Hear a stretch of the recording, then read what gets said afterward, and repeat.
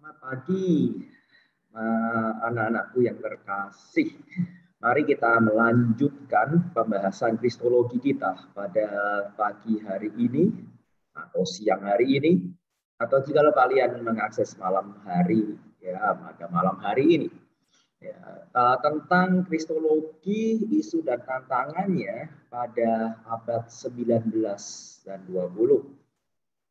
Ya, setelah minggu yang lalu kita sudah menyelesaikan dan membahas tentang kristologi pada abad gereja-gereja awal, pada periode klasik. Ya, mari kita berdoa sebelum kita membahas pembelajaran kita hari ini. Bapa di surga, kiranya kasih karunia-Mu menyertai kami semua, sehingga kami boleh belajar tentang hal-hal di dalam manusia berusaha memahami akan Kristus, dan di mana usaha dari manusia itu seringkali kami sungguh melihat dan membuktikan demikian rentan akan kesalahan-kesalahan. Oleh sebab itu ya Tuhan, pengenalan akan Tuhan memang bukan merupakan usaha manusia semata-mata, tetapi juga harus adalah pertolongan daripada Allah. Harus adalah pertolongan daripada Roh Kudus menyertai hati dan pikiran manusia yang terbatas ini, menaungi hati dan pikiran manusia dengan rahmat Tuhan, dengan hikmat daripada Sang Firman hidup itu sendiri. Sehingga ketika kami bergumul dengan firman yang tertulis dan berusaha mengenal Sang Firman hidup, firman yang kekal itu, kiranya Roh Kristus sendiri, Roh Kudus sendiri, roh daripada firman hidup itu menyertai kami, menaungi kami, menopang kami, sehingga kami boleh makin mengenal dan mengasihi Kristus, dan hidup kami ini menjadi serupa dengan Kristus dan memuliakan Bapa di sorga. Oleh sebab itu, dipermuliakanlah Bapa, Putra, dan Roh Kudus melalui hidup kami selama-lamanya. Di dalam nama Sang Putra, Firman yang hidup, Tuhan kami, Juru Selamat kami, Yesus Kristus, kami berdoa. Amin. Ya, sekali lagi kita akan melanjutkan pembahasan kristologi kita setelah kita menyelesaikan kristologi, isu dan tantangan di dalam periode klasik. Kita masuk sekarang di dalam periode modern.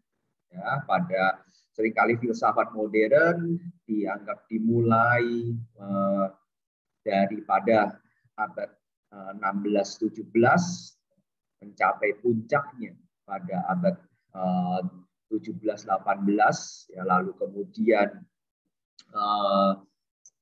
itu secara filsafat, ya, namun kemudian secara teologi, ya, teologi itu kemudian dipengaruhi oleh filsafat modern, sehingga teologi pada abad modern yang dipengaruhi oleh filsafat modern, ya, yang penuh dengan rasional, ya, yang mempunyai semangat rasional, pencerahan dan sebagainya, ya, nanti kita akan mungkin bahas di dalam mata kuliah yang lain, ya, secara khusus mata kuliah filsafat teologis. Nah, teologi itu kemudian dipengaruhi oleh filsafat modern. Nah, teologi modern itu mencapai dalam tanda petik puncaknya, ya, walaupun saya istilahkan puncak, tapi saya berikan tanda petik, itu berarti saya hendak ngomong tentang sebaliknya. Ya, berarti sebenarnya bukan puncak secara keberhasilan atau secara kebaikan, ya, tetapi justru merupakan jurang, ya, yang sangat dalam tentang kehancuran atau kekacauan di dalam teologi Kristen.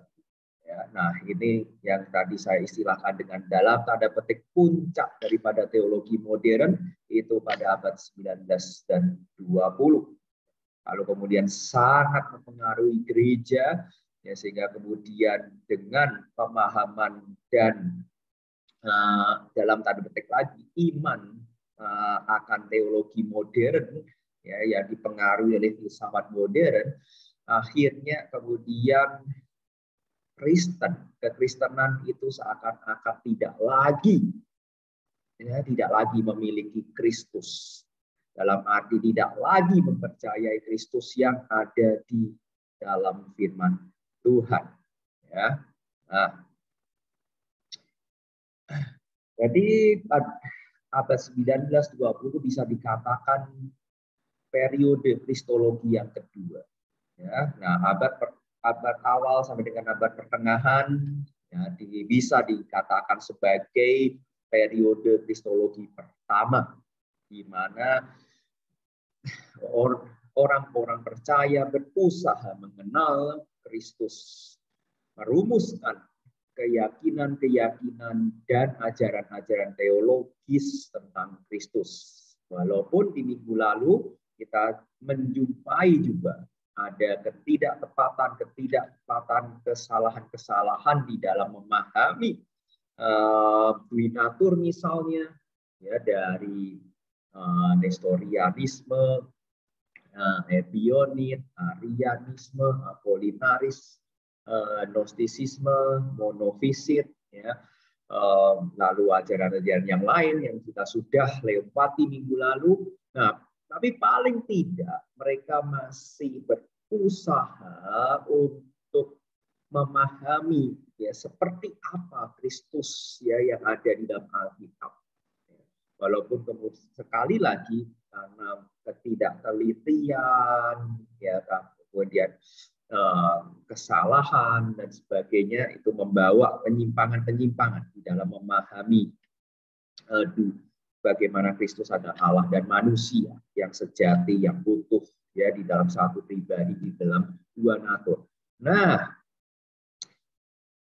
di dalam periode kristologi yang kedua itu bisa disimpulkan justru di dalam kata bukan lagi konstruktif, ya, berusaha memahami dan merumuskan pemahaman tentang Kristus, tetapi bersifat destruktif.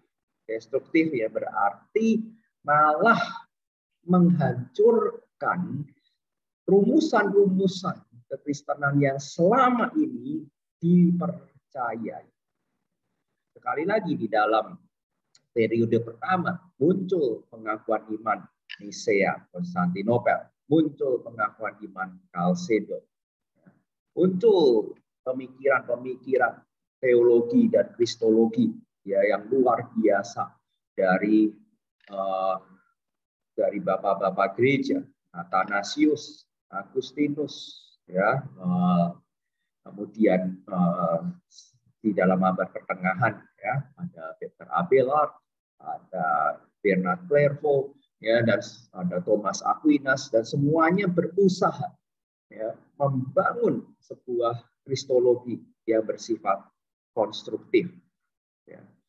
Nah, tapi kemudian, ya, tentu saja di dalam periode pertama ini, di situ jelas-jelas ada Martin Luther, di situ ada Calvin, ada para reformator, John Knox dan sebagainya, ya, yang konstruktif membangun sebuah teologi Kristen dan membangun sebuah kristologi. Ya, tapi setelah reformasi itu, maka sekali lagi dipengaruhi oleh filsafat modern yang sangat mengilahikan rasio manusia. Maka kemudian, ya, bukannya rasio, jangan salah paham, bukannya rasio manusia tidak boleh dipakai. Ya, selama kita belajar dengan sangat jelas kita menggunakan rasio kita.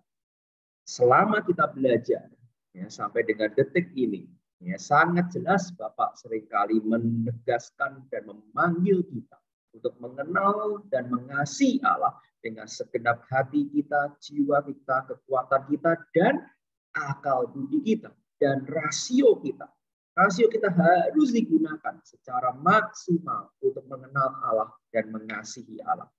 Namun akan tetapi rasio tidak bisa menjadi Allah. Nah, inilah yang kemudian di dalam filsafat modern Ini rasio seakan-akan kemudian menjadi segala-galanya, menjadi Allah bagi manusia. Manusia percaya bahwa rasionalisme itu rasio akan membawa manusia menuju kesejahteraan, akan membawa manusia menuju kemajuan yang luar biasa. Nah, seakan-akan mengatakan bahwa bukan Allah lagi yang akan membawa manusia kepada kebaikan, bukan Allah yang akan membawa manusia kepada kemajuan, bukan Allah yang akan membawa manusia kepada segala sesuatu yang lebih baik, tetapi rasio manusia.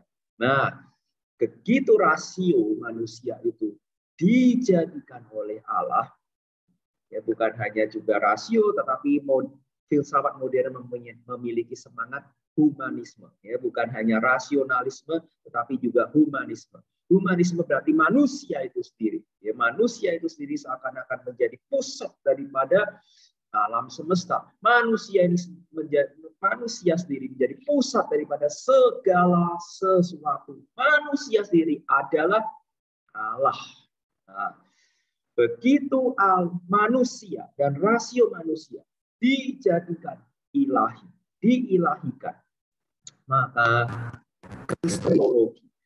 teologi pada abad modern, abad 19 dan 20 menjadi demikian destruktif.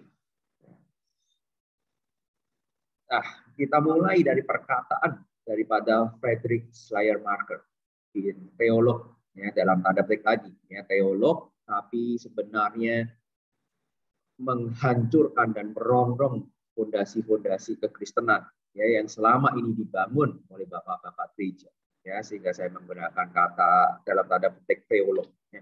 Friedrich Schleiermacher mengatakan Kristus sebagai the new man, manusia yang baru, ya, di mana natur manusia ini, ya, dibawa oleh sejarah.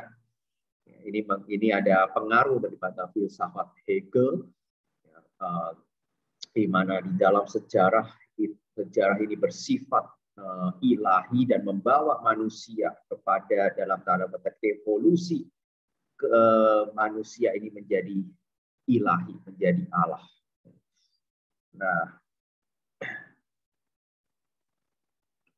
jadi keunikan daripada Kristus, ya, menurut Schleiermacher, keunikan daripada Kristus bukannya unipersonalitas yang, ya, minggu-minggu lalu kita bicarakan, ya, bukannya dia itu adalah manusia dan Allah. Tapi keunikan Kristus yang membedakan Kristus dengan kita adalah kesadaran diri bahwa dia adalah Allah. Nah, ini seakan-akan mau berkata bahwa Kristus sebenarnya adalah manusia biasa, tetapi dia itu memiliki kesadaran akan tadi gerakan evolusi alam semesta di mana manusia akan menjadi Allah. Dan dialah yang menyadari pertama kali bahwa ada keilahian di dalam diri manusia. Manusia tidak lagi perlu menyembah alam. Manusia tidak lagi perlu menyembah batu, menyembah gunung, menyembah laut, menyembah, ya, bahkan menyembah sesuatu yang tidak kelihatan yang dinamakan Allah. Tetapi manusia mesti menyadari bahwa dirinya sendiri yang memiliki keilahian. Yang ilahi adalah dirinya sendiri. Maka ketika Kristus mengatakan aku dan Allah adalah satu, aku dan Bapa adalah satu. Nah, di situ bagi teolog-teolog liberal, di situ ada sebuah kesadaran bahwa manusia itulah Allah. Ya, bahwa manusia itulah Allah.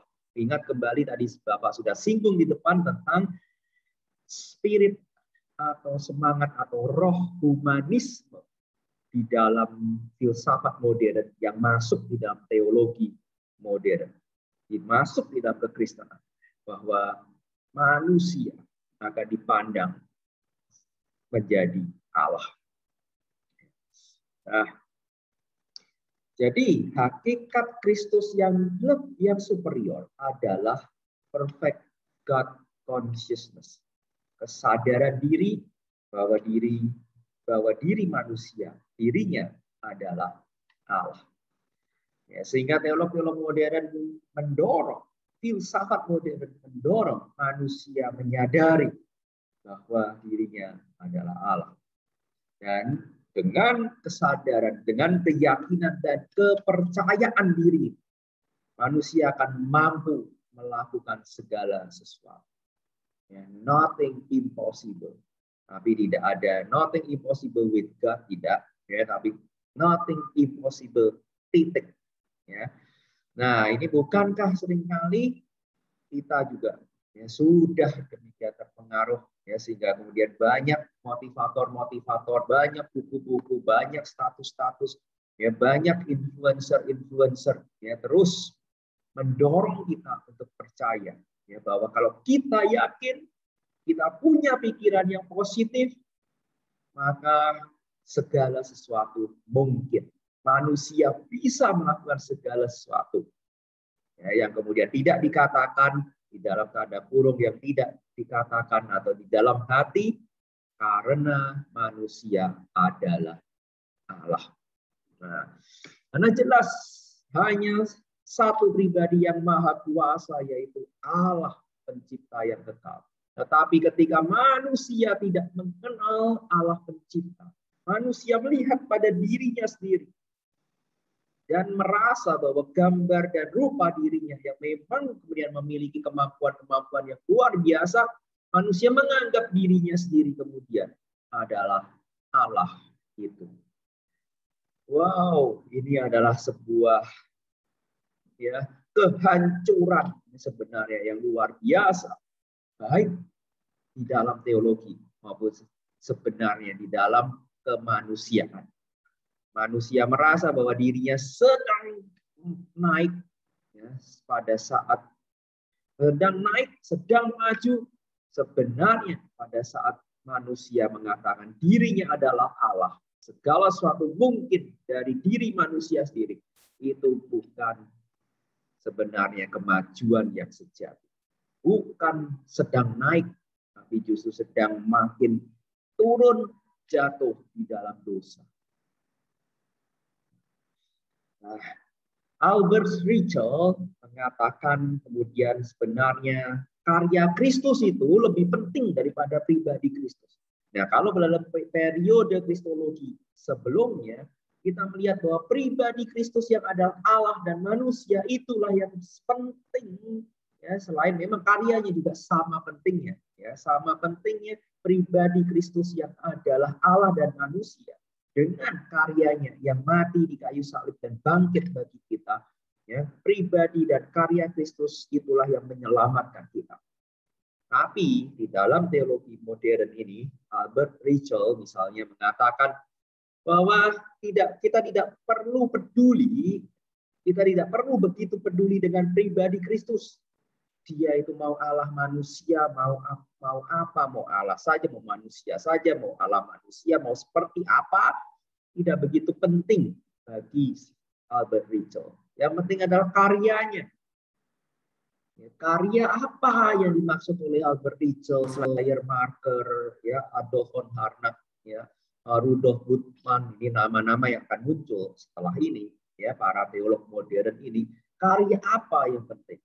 Bagi mereka adalah karya memberikan teladan bagi manusia ya tentang tadi kesadaran ilahi dan juga tentang moralitas ya, sehingga nanti Kristen akan menjadi sama, diturunkan jadi sama dengan agama-agama lain yang hanya sekedar mengajarkan moralitas ya, walaupun mereka mengatakan moralitas yang diajarkan oleh Kristus adalah moralitas yang teragung, moralitas yang paling luar biasa yang bisa dipikirkan dan dihidupi dan dijalani oleh manusia. Ya, Ritschl mengatakan bahwa karya daripada seseorang itulah yang kemudian menentukan martabat seseorang. Implisit daripada kalimat ini apa? Kalau kalian bisa memperhatikan kalimat ini, karya seseorang menentukan martabat seseorang. Seakan-akan benar. Tapi kalau ditujukan kepada Kristus, ini bahaya. Ya, ini salah total. Karena justru natur Kristus, martabat Kristus itu, ya itu juga itu demikian penting. Tapi ketika teolog mengatakan karya seseorang yang akan menentukan martabat, nah berarti mereka sedang mengatakan bahwa sebenarnya Kristus itu tidak berbeda dengan kita, tetapi karena karyanya yang luar biasa, ya, dia itu mencintai manusia dengan luar biasa, dia itu ya murah hati, dia itu mengenal Allah dengan sangat baik. Maka semua karya-karyanya itu yang kemudian menjadikan Kristus itu dianggap Allah oleh murid-muridnya. Kristus itu kemudian dianggap Tuhan oleh murid-muridnya karena karya-karyanya. Nah, jadi walaupun ini kalimat yang seakan-akan ya, positif, seakan-akan baik, ya, tapi hati-hati, ya anak-anakku. Ya, ketika kita harus analitis dan kritis. Ketika Albert Ritchell mengatakan karya seorang menentukan martabat seorang, ya bagus ya. Tapi kalau itu ditujukan kepada Kristus, berbahaya. Ya, sekali lagi Albert Ritchell seakan-akan sedang mengatakan bahwa Kristus manusia biasa seperti kita, tetapi dia mengerjakan karya-karya yang luar biasa di dunia ini sehingga kemudian murid-muridnya memandang dan menganggap dan mengangkat dia sebagai Tuhan dan Allah. Ini sekali lagi ada kristologi yang destruktif. Ya, ini sudah Bapak sampaikan barusan. Ya, jadi teolog-teolog modern ini menanggalkan atau meninggalkan segala rumusan-rumusan teologis daripada periode yang sebelumnya. Pra-eksistensi Kristus tidak dipedulikan, tidak diperhatikan, ya. Inkarnasi pada Kristus tidak dipedulikan, ya. Segala sesuatu tentang pribadi Kristus tidak diperhatikan. Ya, kan mereka mengatakan itu tidak ada relevansinya dengan orang Kristen, tidak ada relevansinya dengan kehidupan kekristenan. Kalau kamu itu percaya Yesus lahir dari perawan Maria, what is that for you? Ya, apa gunanya? Kamu percaya inkarnasi, dikandung dari Roh Kudus, dari perawan Maria, Allah jadi manusia. Gunanya apa? Ya, seakan-akan mau mengatakan yang penting itu hidup itu baik. Nah, yang penting itu hidup itu baik. Nah, oleh sebab itu yang relevan bagi hidup yang baik adalah kehidupan Kristus. Nah, sekali lagi karya Kristus, pelayanan Kristus, pengorbanan Kristus itu yang penting. Dan itulah yang membuat Kristus dianggap sebagai Allah. Nah, ini tentu adalah ajaran yang begitu berbahaya. Ya. Nah, jadi Kristus itu menebus manusia itu melalui apa? Nah, di dalam rumusan teologi atau kristologi klasik ya, yang kita percayai sampai hari ini, Kristus menebus manusia melalui pribadi dan karyanya, melalui siapa dirinya yang adalah Allah dan manusia, dan melalui karya kematian dan kehidupan, kematian dan kebangkitannya. Ya, kedua itu pribadi dan karya itu sama pentingnya, tidak bisa dipisahkan. Nah, tapi ya bagi Albert Ritchell dan kawan-kawan, Kristus itu ya menebus manusia melalui apa? Pengajaran, teladan dan pengaruhnya. Artinya kalau kita juga mengikuti teladan Kristus, kita itu berbuat baik, kita itu berkorban, kita itu melayani, kita itu mengasihi, maka kita juga diselamatkan. Ini sekali lagi menyamakan kekristenan dengan semua agama kepercayaan lain yang hanya mengajarkan kebaikan dan mengajarkan keselamatan berdasarkan perbuatan manusia. Jadi dengan berbuat baik, dengan mengikuti kehidupan Kristus, kita diselamatkan. Ini kristologi yang tentu destruktif, dan bukan hanya kristologi yang destruktif, ini adalah iman yang palsu. Ya, karena jelas firman Tuhan mengatakan, engkau diselamatkan karena anugerah. Itu bukan hasil usahamu, tetapi pemberian Allah. Engkau diselamatkan karena anugerah. Engkau diselamatkan karena iman. Iman kepada Kristus. Dan iman kepada Kristus itu ya bukan hasil usahamu, tetapi pemberian Allah.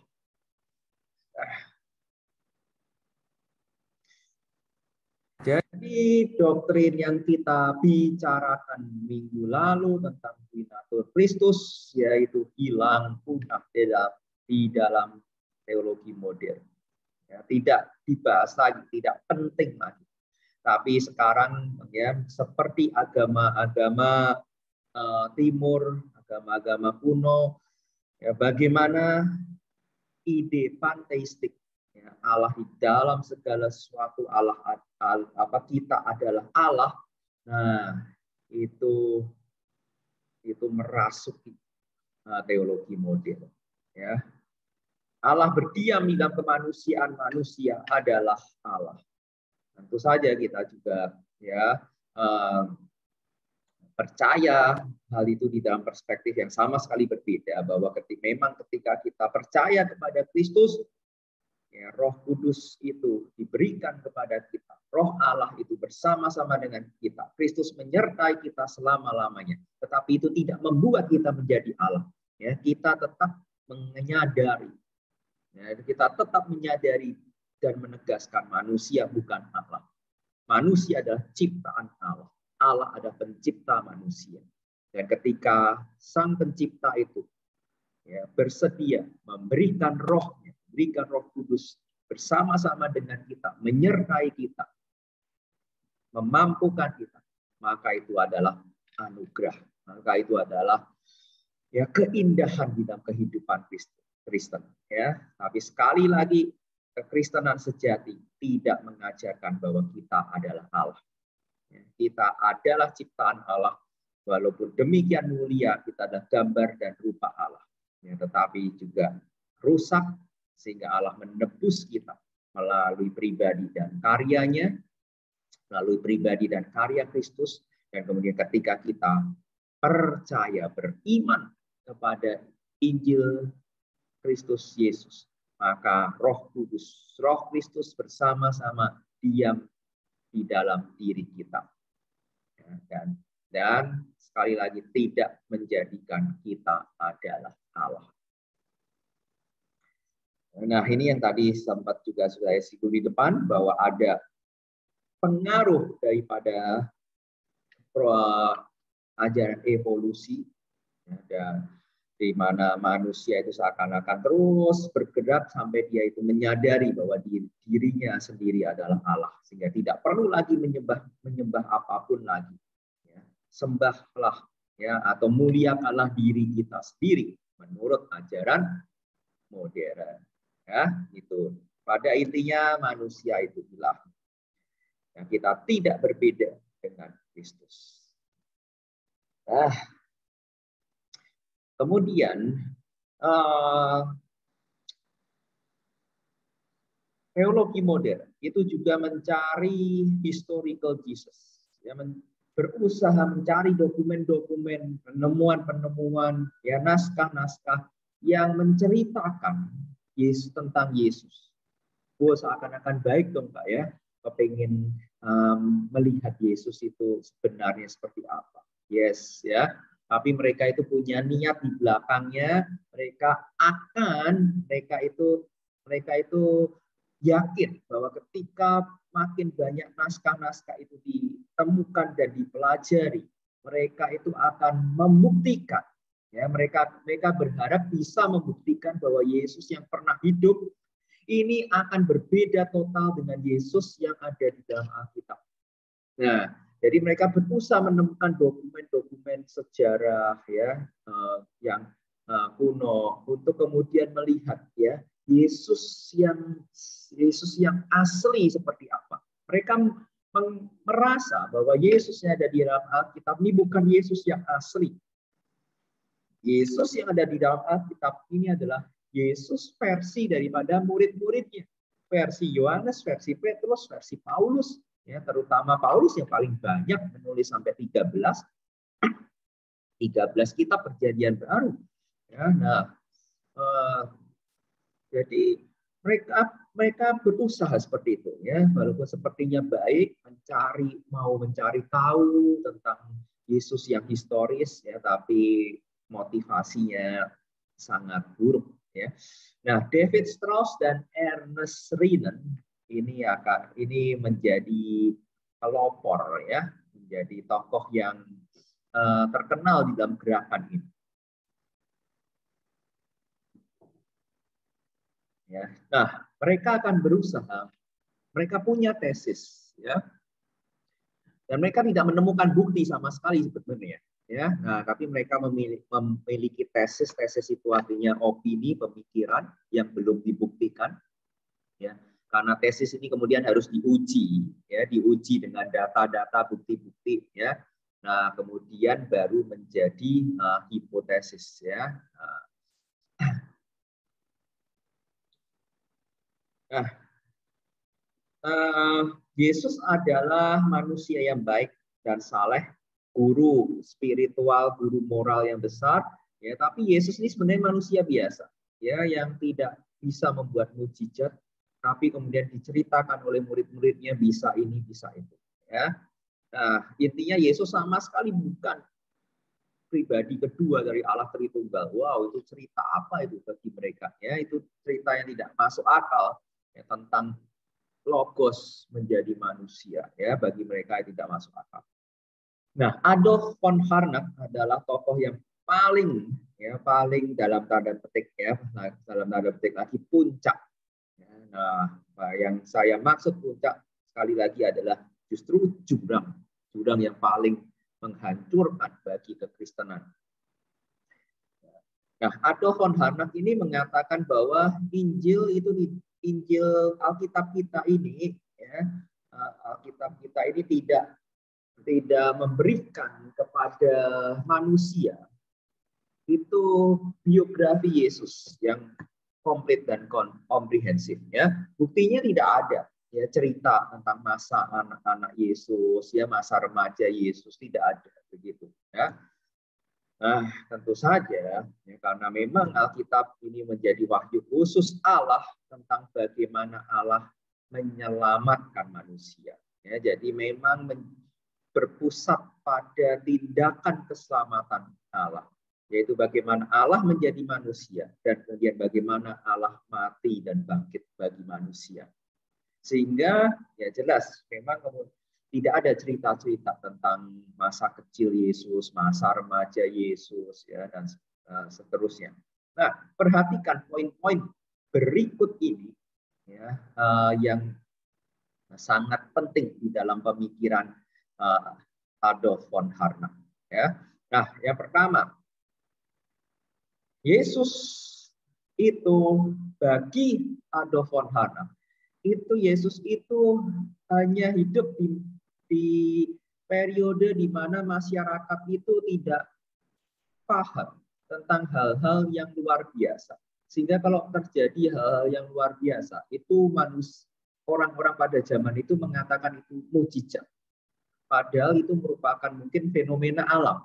Mungkin itu adalah ilusi optik, ya, yang pada mungkin hari ini pada abad 20, 21 bisa dijelaskan. Tapi pada abad pertama, pada saat Yesus itu hidup, nah itu, ya, manusia itu tidak paham hal-hal yang luar biasa itu, ya, sehingga kemudian gampang mengatakan mukjizat, ya, padahal bukan.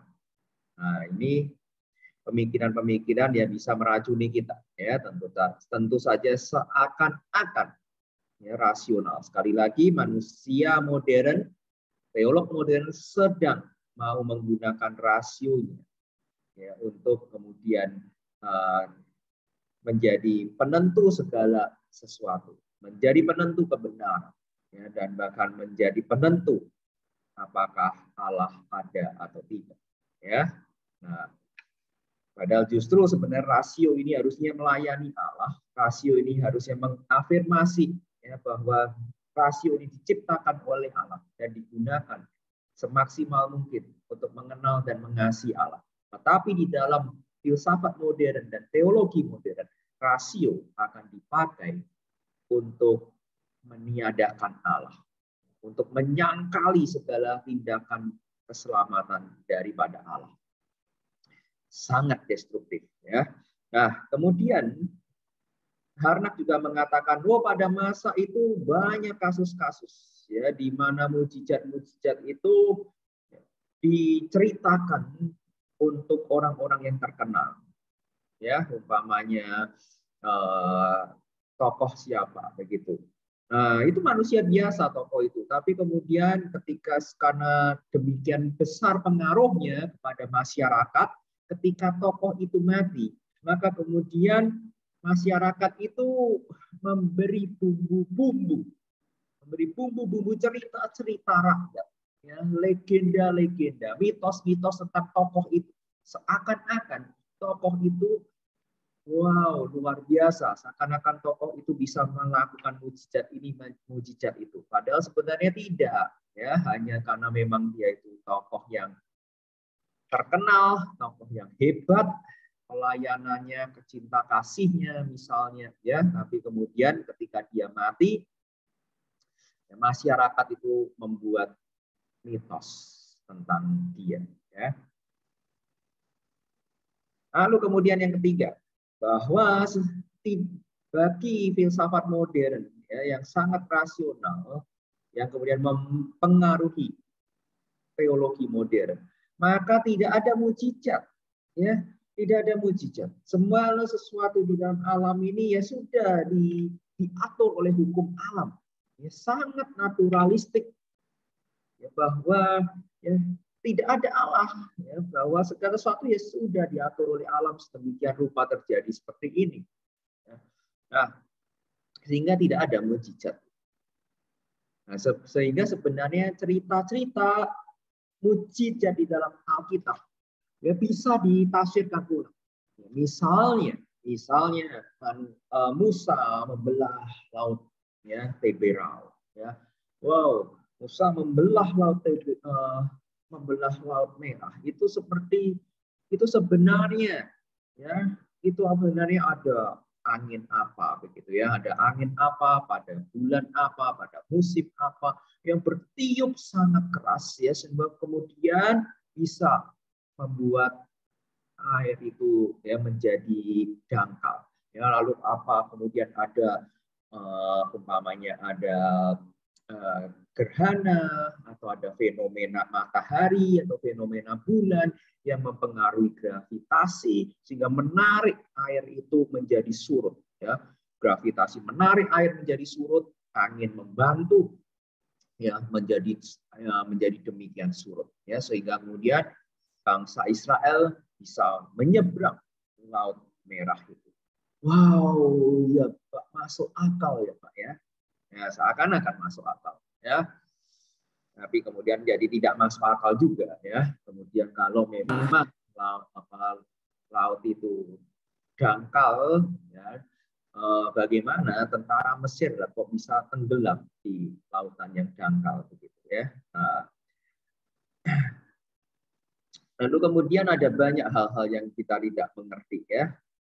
Memang sampai dengan hari ini pun, ya, Harnack mengatakan sampai detik ini, sampai hari ini pun masih banyak hal-hal yang kita itu belum pahami, ya, belum dieksplorasi oleh manusia, belum diselidiki oleh manusia. Nah, tapi kalau memang belum diselidiki, belum diketahui, jangan bilang itu mujizat, ya.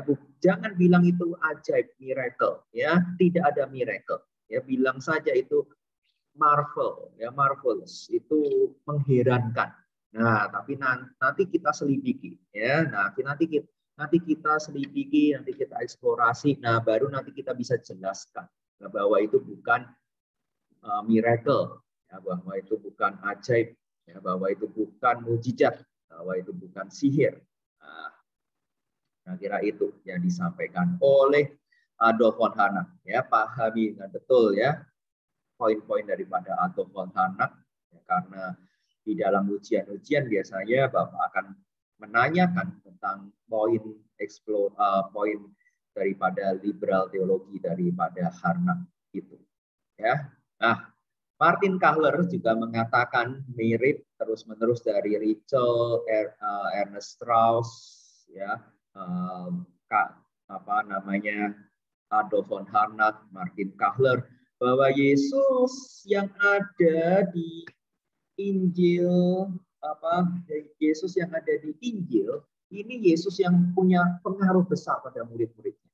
Nah, tapi sebenarnya Yesus yang historis, Yesus yang tidak diceritakan di Injil ini, ya,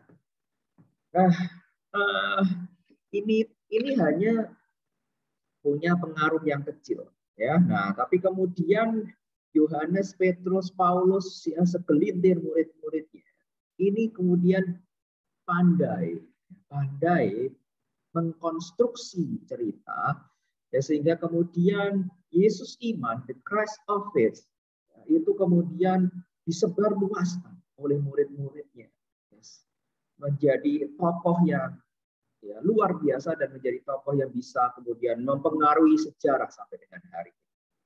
Nah, intinya Martin Kahler mau mengatakan bahwa kita tidak pernah bisa akan sampai kepada yang namanya historie.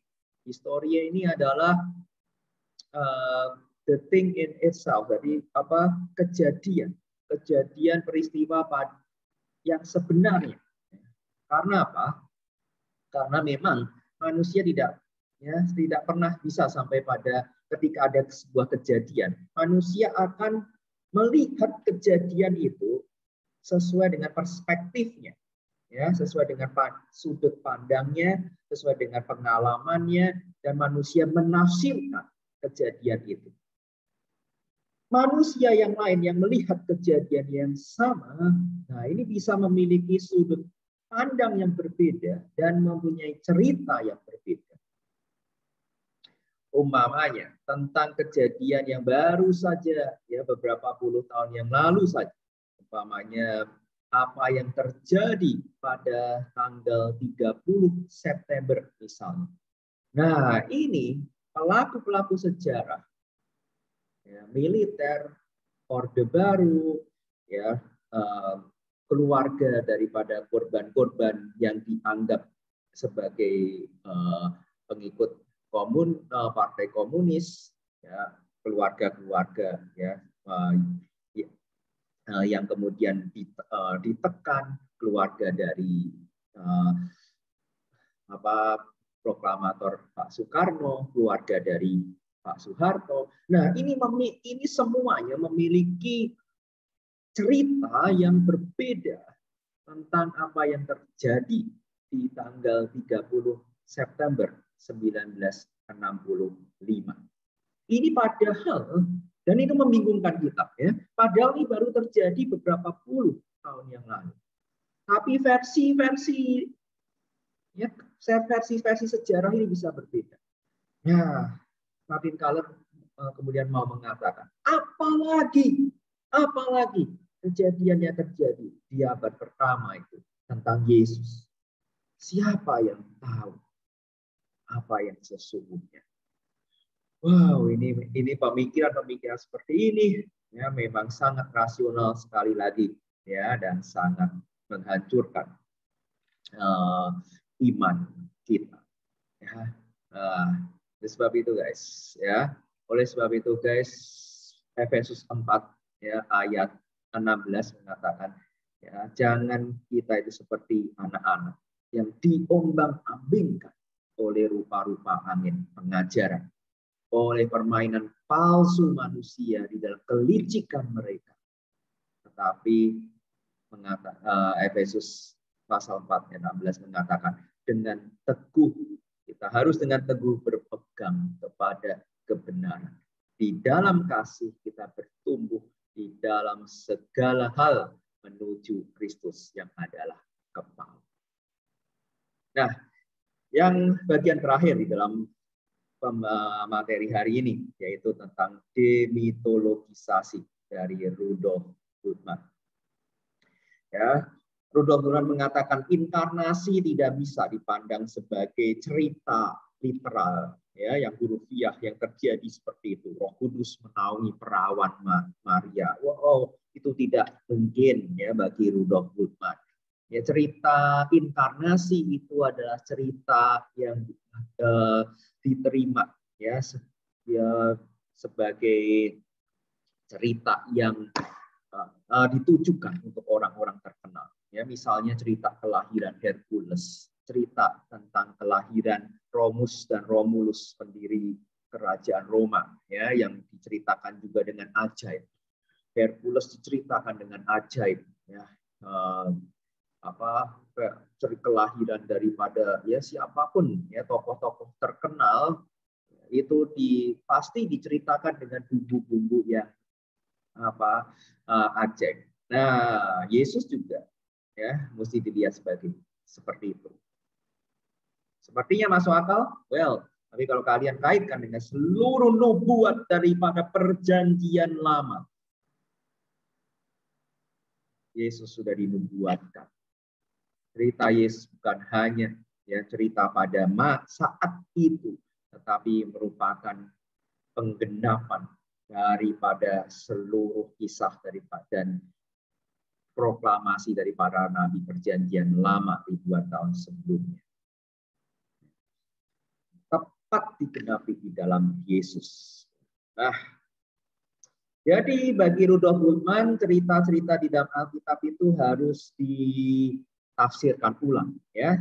Jangan dihilangkan, jangan, karena punya nilai-nilai moral yang bagus, ya.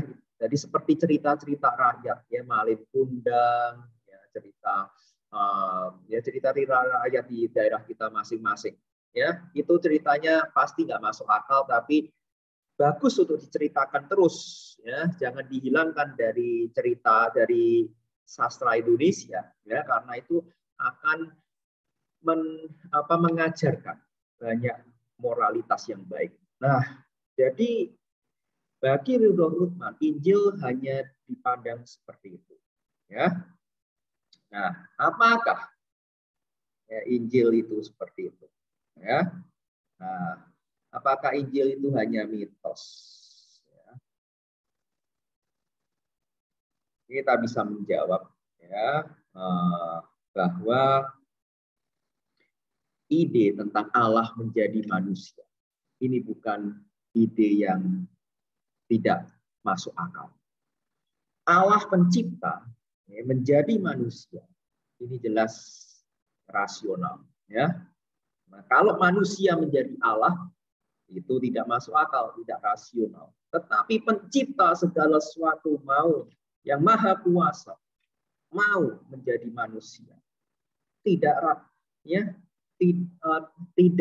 masuk akal. Itu masuk akal. Ya, bahwa yang maha kuasa itu bisa menjadi manusia tentu saja. Nah, lalu kemudian kalau kalian mempelajari sejarah gereja dan dokumen-dokumen yang asli yang memang ada, ya, tidak hanya ya hipotesis-tesis daripada orang-orang modern, bukti-bukti yang ada sangat meyakinkan bahwa kristologi perjanjian baru itu berdasarkan pengajaran Yesus sendiri, ya, bukan hanya cerita daripada para murid. Karena dengan jujur, ya, Injil itu mengatakan para murid takut, para murid lari. Tetapi Yesus yang bangkit itulah yang menjadi kekuatan daripada para murid. Kekuatan itu bukan dari para murid sendiri. Untuk mengarang cerita, mereka ketakutan, mereka lari. Mereka bahkan menyangkal. Tetapi kekuatan itu diberikan oleh Kristus yang bangkit. Jadi yang memang bangkit. Jadi motivasi dan tujuan daripada inkarnasi Kristus, cerita inkarnasi beda dengan cerita-cerita daripada tokoh-tokoh terkenal. Cerita daripada tokoh-tokoh terkenal justru memang seakan-akan hendak memperkenalkan, hendak memuliakan tokoh itu. Tetapi cerita daripada inkarnasi malah justru Ya, bukankah mendatangkan olok-olok dan hinaan daripada orang lain? Ya, bagaimana mungkin Allah mau mati, mau menderita bagi manusia ini? Justru ini menjadi cerita yang oleh Paulus katakan menjadi batu sandungan bagi orang Yahudi, menjadi kebodohan bagi orang Yunani. Ya, cerita ini justru bukan seperti hendak mengagungkan orang terkenal. Ya, tetapi cerita ini adalah cerita tentang Allah menyelamatkan manusia. Allah mau menyelamatkan manusia sampai seperti itu.